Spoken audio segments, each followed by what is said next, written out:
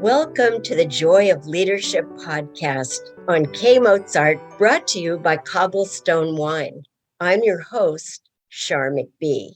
In a moment, you'll meet our guest, an Academy Award-winning movie producer at Walt Disney Animation, Osnat Shurer. First, we begin with today's leadership secret. To lead is to connect. When people feel included, they will support you. When they feel excluded, they will undermine you. So make people feel included. Be a connector. The challenge is that when you're the leader, you feel connected. You are included, so you don't notice when others feel left out. In yoga and in life and in leadership, we're looking for balance. Being too hard on people when you're in a leadership position would be too forceful. Being overly gentle would be too weak. A leader who is gentle but clear commands respect. Our guest, Osnat Shurer, supervises a crew of roughly 400 people. She's the Academy Award nominated producer of two of my favorite Disney animated musicals, Moana and Raya and the Last Dragon. She was head of Pixar animation before she moved to Disney. Osnat says that it takes a village of creative people, animators, directors, writers, and cast members to make a movie. The producer has to pull them all together. She has to be the connector. I asked her if she has any advice for someone who's new to leadership. Oh, where do I start? Hi, Sharp. First of all, thank you for inviting me. It's lovely to be here. Uh, I think one of the most important things I have understood about leading people is doesn't matter what you talk, it's important that you walk the talk. It sounds obvious, but so much emphasis, particularly corporate emphasis, is on the talking and of how we're going to be inclusive, of how we're going to make sure, especially as a filmmaker and storytelling, the diversity of voices is essential. Otherwise we get the same story, which we did over and over and over again. We still do. So, how do you, the changes happen in the moment, in the everyday, in the small decisions, in the moments that, in who you bring to the table, and what criteria you use, in how important it is to you, even if there's no one watching. So I think the issues are the same issues that we have in our lives as human beings. Is do you walk the talk because people feel it? And for me with Moana, there weren't really departments. There wasn't diversity and inclusion departments and budgets and things like that. It wasn't a known thing, and it just felt important. And so we invented it as we went along. Invented a title so that I could then bring in somebody who's Hawaiian from within the community to help manage the relationships in the community in order to be sure that we're doing what we need to do. I think people sense it. I think if it's important, if something is important to you, it trickles to everyone else. And I think that's one of the keys to leadership, wherever you are in the hierarchy.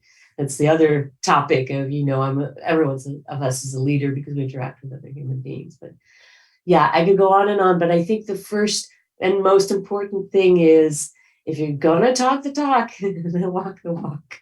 Because people really pick up on it quickly. Yeah. Yeah, they know right away. We all know right away. We know, so why wouldn't somebody else know?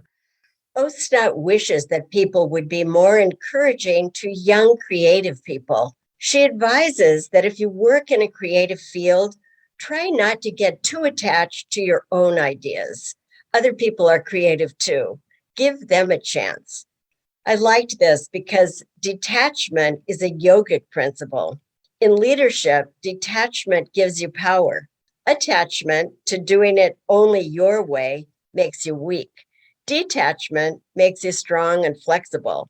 It gives you a 360-degree view of the situation, which helps you prepare for almost any contingency. Osnat said, don't worry about people stealing your ideas. We often put people in too small of a role. They may be capable of more. Look at that. Ambition is a big part of people who rise to the top in leadership tend to be ambitious in a way. So, how do you use it for good when there is someone who is ambitious? Well, first really look at it carefully because I think we've labeled people in weird ways, like an ambitious guy is good and an ambitious woman is a pushy bitch. So first of all, back out of that because even we've all internalized that nonsense, not just the guys. So back up and take a look. Ambitious is not bad. Ambitious, fine. Unkind, no. At someone's expense, no. For me personally, for example, the line that even some directors have crossed is if you're having a hard day and you want to yell at me, fine. But you never yell at somebody at a lower level than you.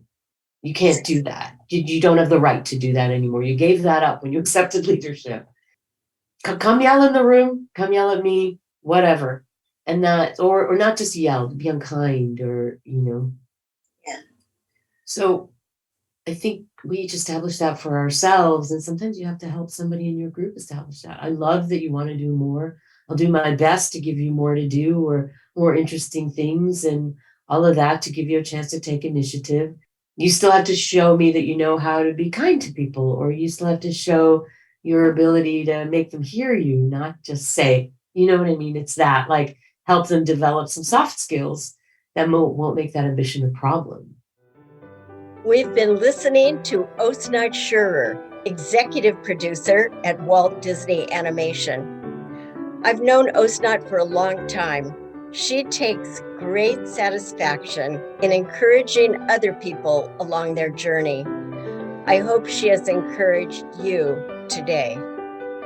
This is the Joy of Leadership podcast on K Mozart, brought to you by Cobblestone Wine. I'm Char McBee.